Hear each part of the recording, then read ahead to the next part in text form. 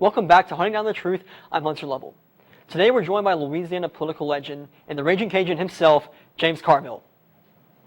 Thank you for being on today's show. Well, it's good to be here. Anytime one of my former students. Yeah, It's great. of course. You're great, conscientious young guy. Great.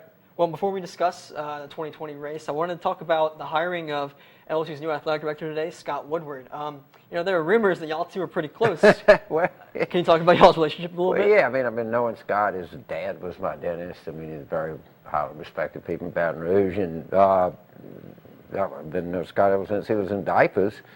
And, just always been really proud of all of his accomplishments and just ecstatic that he's back at LSU where he came from. And I think at the end of the day, is where he belongs. Now, how did you mentor him growing up? Well, I'm not sure.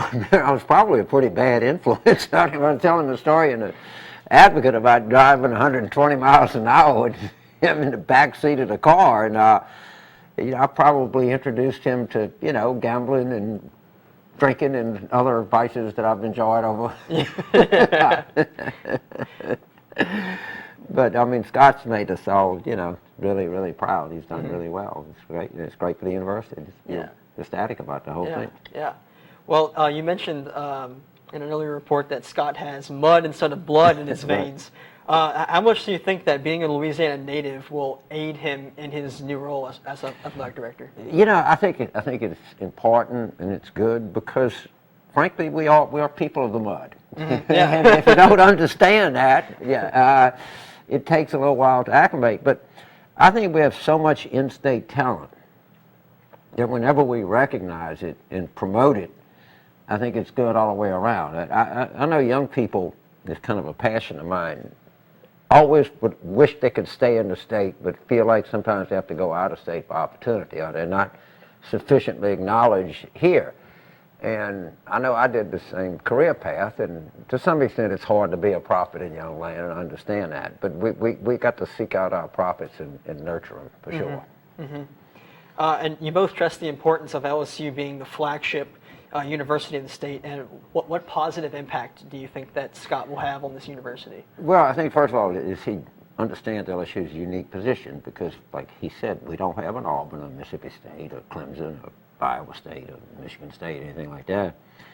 And we're integral to the state. If you're a professional class, a lawyer, accountant, entrepreneur, doctor, I don't know, dentist, architect, the chances that you at the LSU are higher than a professional class of any other state. So we're on the faculty and also in administration, they have an obligation to try to teach people to be intellectually curious and morally ethical people to help lead our state. It's a very important part of our mission. Yeah. And Scott, he's had his ties with Louisiana politics, going back to the Buddy Roemer administration. And there's been some talk, like the past few athletic directors have either had experience in one or the other, but not really both. How do you think that Scott's ties to Louisiana politics will help him, toe that line between politics? Right. Woodrow Wilson left being president of Princeton to run for governor of New Jersey, and they asked him why he did it, and he said to get out of politics. If you don't think that the politics here at LSU Baton Rouge are any less intense than the politics at the state capitol, you don't understand LSU or higher education. Right.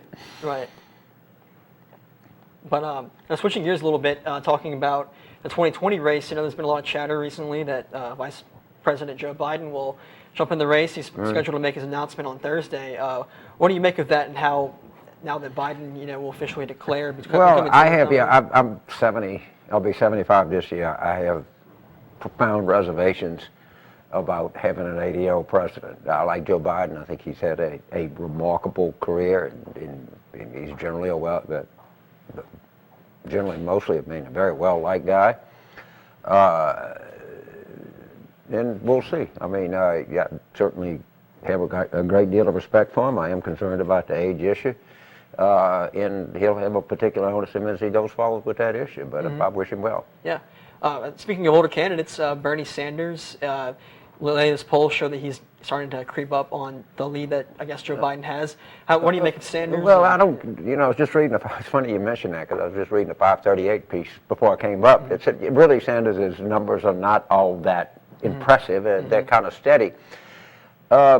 I'm not a socialist, so I guess you'd have to ask someone who is a socialist what they think about it. I'm a member of the Democratic Party. Bernie Sanders is a member of the Socialist Party. We don't even share a political party. Now, outsider candidates, South Bend Mayor Pete Buttigieg has had a really good month. And what do you make of his chances or some of these outsiders? He seems like I interviewed him. He seems like a really bright guy. He I think, speaks like 7 languages. He's very articulate. I mean, the question that I would have is, you're going from Mayor of South Bend to being President of the United States. I'm not saying that you can't do that, or that's not an insurmountable obstacle, but over the course of the campaign, let's see how you convince us of that. But I would certainly be open to his candidacy. Right, yeah. And like, how do you expect this to kind of shape up coming into the summer months and, into the later months of 2019? I think the entire enterprise right now has been very, very disheartening. We're talking about, the Democratic Party in 2018 sort of collectively decided, hey, let's encourage really good candidates to run. Let's get behind them. Let's raise money. Let's talk about issues that matter to people. And by and large, we did that. And it was the biggest election victory we had. It was the highest turnout since women were granted the right to vote. And immediately after that, people started talking about reparations or like federal ID cards, or I don't know what. And we got off of talking about, we had this, but I think is a criminal tax cut, but we're just running up deficits in a good economy, giving it to stock buybacks. People are getting no feeling for it whatsoever. We're taking people health insurance away from people. And the Democratic Party, to me, at least many of the candidates, are talking about the most irrelevant things that are never going to happen. And I think that politics is the intersection between idealism and realism, but realism is definitely at that intersection, and we ought to understand and acknowledge that. And last question, what do you see as, for the Democratic Party, like what are those, the key points into, challenging President Donald Trump in 2020? Well, I think the challenge is not so much going to be a challenge. I think people don't want to reelect Donald Trump. And I think that a Democrat that comes in and talks about how we have to rebalance American society because it has gone way too far toward the coastal elites, toward the whatever you want to call it, 1% is the word, but the few and the many have not done well. And that condition has done nothing but gone forward, and we can talk about health insurance, we can talk about the role of the United States, and boy, can we talk about ethics. Can we talk about people, I think, in this country like to have a president that they and their children and families can look up to. We don't have that now. We have, in my opinion, and apparently in Robert Mueller's opinion, an unindictable criminal in the White House. Yeah, well, we'll see, how it kind of comes in the next few months. Thank you so much for coming on the show today, James. Appreciate it. Thank you. When we come back, we'll have more Newsbeat. Stay tuned.